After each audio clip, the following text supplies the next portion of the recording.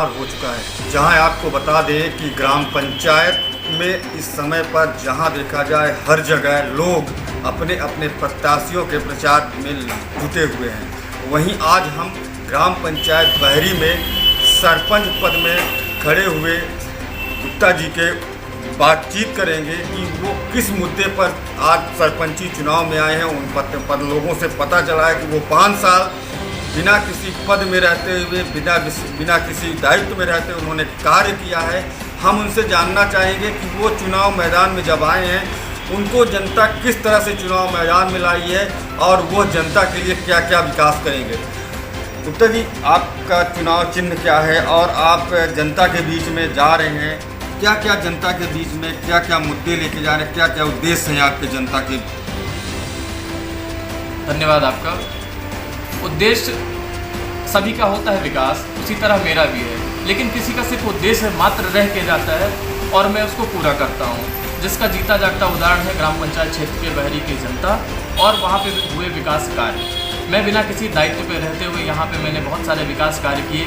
बहुत सारी चीज़ों को कुछ हमने अपने जेब के पैसों से किया, कुछ हमने निवेदन करके हमने लाया और हमने यहाँ पे अथक प्रयास किया और वो चीज़ें ज़मीन पे हैं। गुप्ता जी, जैसे देखा जाता है पूर्व में जो सरपंच हैं, आप देख रहे हैं कि ग्राम पंचायत में भारी बरसात अगर हो जाए तो रोड में निकलना मुश्किल है, लेकिन न यहाँ पे नाली निर्माण है, न तो यहाँ पे लोगों को रोजगार मिल पाता है। आखिर क्यों नहीं मिल पा रहा है, आखिर क्यों ऐसा हो रहा है? रोजगार की बात है तो ये ग्राम पंचायत स्तर की बात रोजगार की नहीं होती है। थोड़े रोजगार होते हैं मनरेगा की, जिस पे भी मशीनें चल जाती हैं, वो उनके पेट पे लात मारते हैं और ये बहुत ही गलत है। हम इसके लिए, इस मुहिम के लिए भी हमने बहुत सारी लड़ाई छेड़ी है कि आप मशीनों से काम करते हो और मजदूरों के खाते में आप पैसे डलवाते हो और 200-500 रुपये दे के आहरण करवाते हो। ये बहुत ही गलत है। जबकि सरकार की मंशा के मुताबिक आप उनको रोज़गार दे रहे हो, सरकार को पता होती है कि हमने 100 दिन का रोज़गार दिया, लेकिन उन गरीब के खातों में पैसे जाके मशीनें काम कर रही हैं और उनसे आहरित की जाती है। कुल मिला के पूरी तरह से ये दलाली हो रही है और रितेश गुप्ता के जीते ये दलाली नहीं हो सकती। रितेश जी, जैसा सबसे बड़ा सवाल ये है कि अगर हम मान लें कि यहाँ पे मनरेगा जैसे काम में लोग इतने बड़े धांधलेबाजी करते हैं, पुराने सरपंच ने आखिर किया क्या? उन्होंने क्या ऐसा ग्राम पंचायत में किया कि आज तक जनता उनको दोबारा पसंद नहीं कर रही है? रितेश गुप्ता के लिए आवाज़ें आ रही हैं, आखिर क्यों ऐसा नहीं? क्या जनता युवा नेता चुनना चाह रही है? साहब, धांधली की बात आप कर रहे हो। ग्राम पंचायत क्षेत्र बहरी में करोड़ों की धांधली हुई है, जिसके भी जीते जागते यहाँ प्रमाण बहुत सारे यहाँ के रहवासी हैं, दुकानदार हैं। यहाँ के ग्राम पंचायत क्षेत्र बहरी में इतनी लूट मची हुई थी कि दुकानों के नाम पे अवैध पैसे दिए गए। साथ में कुछ दलाल थे, मैंने किसी का नाम नहीं लेना चाहूँगा, और वो दलाल भी सामने आके कहते हैं कि हम विकास कर रहे हैं। 1-1 लाख रुपए की रसीद दे के 3-3, 4-4 लाख रुपए लिया गया है। 125 लोग लुट गए हैं, जिनमें से 100 लोगों को ही रसीदें मिली हैं सिर्फ, और वो भी उन रसीदों में लिखा हुआ है दुकान निर्माण हेतु जन सहयोग, और जन सहयोग के पैसे भी वापस नहीं होते हैं। 2018 जनवरी से लोग पैसे दिए हैं, 4 साल पूरा हुआ, लगभग ये 5वां साल चल रहा है। कई लोग ब्याज पे भी पैसे लेके बैठे हुए हैं। मूलधन और ब्याज दोनों बराबर हो चुका है। वो लुटी जनता ना तो अभी कोर्ट जा सकती है, ना उनसे पैसे मांग रही है। बहुत सारे लोग हैं जो डंडे, लाठी, जूते, चप्पल का डर दिखाते हैं कि हम तुम्हें मारेंगे, ये करेंगे। जनता दबी है, शोषित है, कुचली है। लेकिन मैं पूर्व में कह चुका हूँ, रितेश गुप्ता की आवाज़ उठती थी, उठेगी और उठती रहेगी जब तक न्याय नहीं मिलेगा। नहीं, ऐसा आपको नहीं लगता कि अब आपके सरपंच पद के लिए बहुत सारे लोग मैदान में हैं और बहुत धाकड़ लोग मैदान में आए हुए हैं? क्या लगता है कि कहीं ना कहीं आपके साथ छलावा भी हो सकता है? क्या उसके लिए आप तैयार हैं? देखिए, छलावा के लिए मैं नहीं तैयार होता, वो जनता फैसला करती है। कोई हमारे पीठ पे छुरा भोंक रहा है, उससे हमारा मतलब नहीं है। 2 चीज़ों को मैं मानता हूँ, जनता का विश्वास, माता पिता और ईश्वर का आशीर्वाद, ये दोनों मेरे साथ है, तो मुझे कोई हरा नहीं सकता ज़िंदगी के किसी भी मोड़ पे।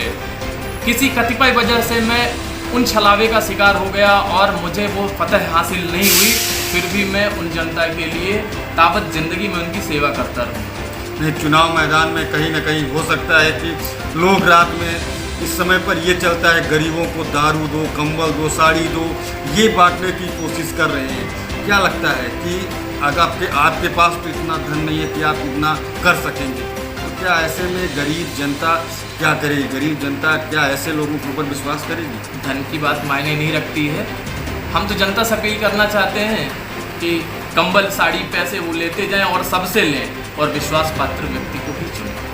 नहीं तो आप जनता से क्या अपील करना चाहते हैं? आपका चुनाव चिन्ह क्या है? जनता कैसे जानेगी कि आपका चुनाव चिन्ह यही है? जनता से मैं अपील करना चाहूँगा, जैसा मैं पहले बता चुका हूँ कि अगर मैंने उनके बीच में 5 साल रह के अगर सेवा में हमने करी है, उनको ये लगता है कि यह युवा प्रत्याशी रितेश गुप्ता हमारे लिए कारगर सिद्ध होगा, विकास कार्यों में ये आगे आएगा, यहाँ रोजगार प्रदान कराएगा, यहाँ के मजदूरों को रोजगार प्रदान कराएगा, यहाँ महाविद्यालय हो सकता है उसके लिए प्रयासरत रहेगा, यहाँ तहसील भवन बन सकता है, यहाँ एसडीएम कोर्ट संचालित हो सकता है, यहाँ जनपद के लिए हमने कई बार आवेदन किया है कि जनपद यहाँ पे बने। अगर नहीं बन पा रहा है, अभी ब्लॉक नहीं हो पा रहा है, तो कम से कम यहाँ पे मुख्य कार्यपालन अधिकारी जनपद पंचायत सिहावल के 2 से 3 दिन बैठे, जैसे अभी हो रहा है कि एसडीएम सर यहाँ बैठ रहे हैं। यही हमारी अपील है जनता से। और हमारी जनता से अपील के साथ साथ मैं पुनः बता देना चाहता हूँ, पुनः उन जनता को मैं प्रणाम करते हुए कहना चाहूँगा कि हमारी चुनाव चिन्ह घंटी पे मुहर लगा के भारी से भारी मतों से हमें विजयी कराएं। और यह जीत हमारी नहीं, ये जनता के विश्वास की जीत होगी, जनता के कार्यों की जीत होगी और मैं उनकी सेवा करता ही रहूँगा। और जीतने के बाद सरपंच मैं नहीं, पूरी ये जनता होगी।